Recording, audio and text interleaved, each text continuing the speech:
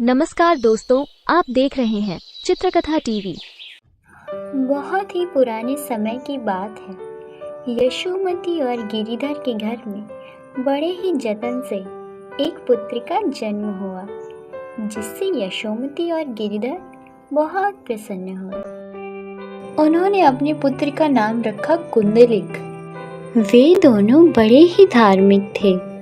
दोनों में पूजा पाठ के संस्कार भरे पड़े थे। माता ने कुंडलिक को पढ़ाई के साथ साथ धार्मिक चीज़ों में भी रुचि सिखाई।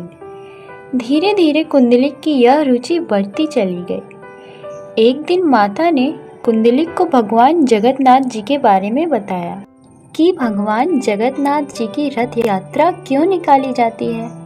माता ने कहा, एक बार की बात है, कृष्ण जी की माता रोहिणी और उनकी पुत्री सुभद्रा रसोई घर में भोजन तैयार कर रही थी।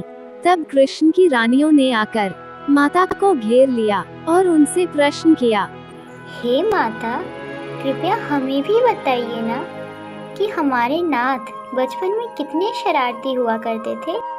उनकी रास लीलाएं जो दूर दूर तक फैली हुई हैं, उनकी कथा हमें भी सुनाइए ना। माता ने आनाकानी करके उनका प्रश्न टालना चाहा, परंतु रानियों की जिद के आगे उनकी एक ना चली।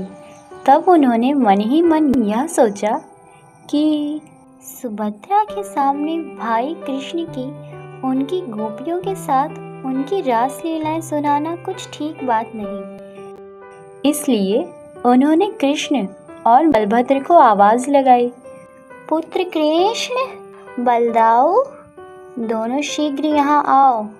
कृष्ण की रानियां सोचने लगी और बहुत घबरा गईं कि माता कृष्ण जी को यहाँ बुलाकर उनकी शिकायत करना चाहती हैं। थोड़ी ही देर में कृष्ण और बलदाऊ माता रोहिणी के सामने उपस्थित हो गए। अब रानियां और भी ज़्यादा घबरा गईं, पर माता रोहिणी ने उनकी कल्पना के ठीक विपरीत ही कृष्ण जी को आज्ञा देते हुए कहा कि पुत्र कृष्ण और बलदाऊ, मैं चाहती हूँ कि तुम अपनी बहन सुभद्रा को नगर की सैर कराओ। कृष्ण तो सब बात जानते ही थे, परंतु उन्होंने माता की आज्ञा का पालन करते हुए कहा, जी मैया, जैसे आपकी आज्ञा। और बलदाऊ ने भी कहा, जी जी माते, हम दोनों अभी सुभद्रा को नगर की सैर कराए देते हैं। आखिर सुभद्रा हमारी इकलौती बहन है।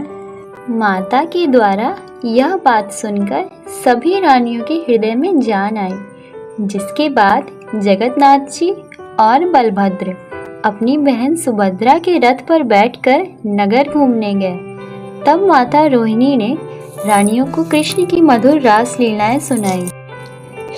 हिंदू धर्म के अनुसार भगवान विष्णु के पूर्ण कला अवतार श्री कृष्ण का ही एक रूप है हमारे जगन्नाथ जी।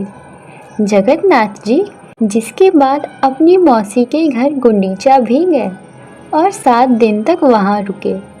पुराणों के अनुसार मान्यता है कि तभी से हिंदू धर्म के मुताबिक भगवान जगन्नाथ जी की रथ यात्रा बड़ी धूमधाम से हर साल आषाढ़ माह में शुक्ल पक्ष की द्वितीय तिथि को निकलती है। जगन्नाथ यात्रा कुल 10 दिनों की होती है, जिसके 11वें दिन जगन्नाथ जी की वापसी के साथ यात्रा का समापन होता है। इस बार भगवान जगन्नाथ जी की 146वीं रथ यात्रा निकाली जाएगी। यह वैष्णव मंदिर श्री हरि के पूर्ण अवतार श्री कृष्ण को समर्पित है। पूरे साल इनकी पूजा मंदिर की गर्भगृह में होती है। रथ यात्रा पुरी के जगन्नाथ मंदिर से 3 दिव्य रथों पर निकाली जाती है। सबसे आगे बलभद्र का रथ, उनके पीछे बहन सुभद्रा और अंत में श्री कृष्ण का रथ होता है।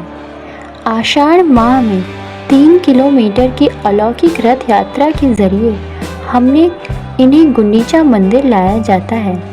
अगली कहानी में हम भगवान जगन्नाथ की एक बड़ी ही मधुर लीला का वर्णन करेंगे। चित्रकथा टीवी से जुड़े रहिए। बोलिए जय श्री जगन्नाथ।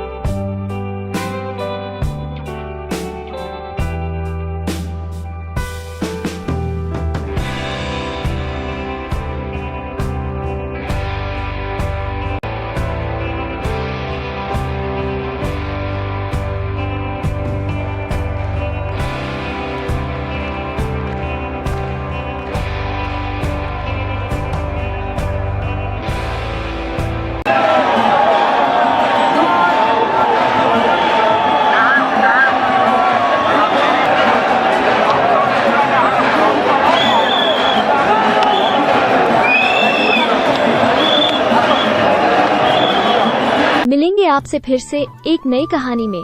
तब तक के लिए अपना बहुत ख्याल रखें। नमस्कार दोस्तों, आप देख रहे हैं चित्रकथा टीवी।